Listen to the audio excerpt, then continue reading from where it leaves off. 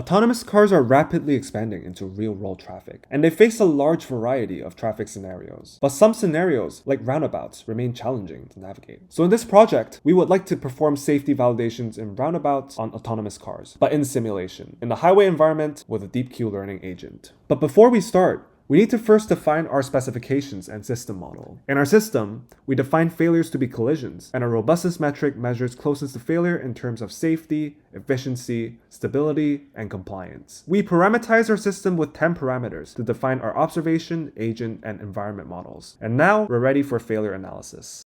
First, we want to know how our agent fails and find likely examples. We first performed optimization by using our robustness metric and searched for failures in our parameter space and then performed fuzzing on their corresponding distributions. With this approach, we found over 200 failures, most of which were caused by decelerations near roundabout exits. But falsification only revealed one failure mode. To visualize more failure modes, we must sample from the failure distribution. For computational efficiency, we used direct sampling, and we found common failure patterns. We found that braking and sudden changes in acceleration often preceded collisions. But how likely does our agent fail? We can treat failures as a Bernoulli random variable and apply Bayesian estimation with uniform priors, and this gives us a failure probability of around 12%. Now we know how our agent fails, but why does it fail? At the scenario level, we measured how changes in parameters affected overall robustness and found that the other car's speed and position had the largest impact. At the time step level, we looked at individual failure rollouts and used Shapley values to model interactions between time steps. We found that the first time step had the largest impact, and that later accelerations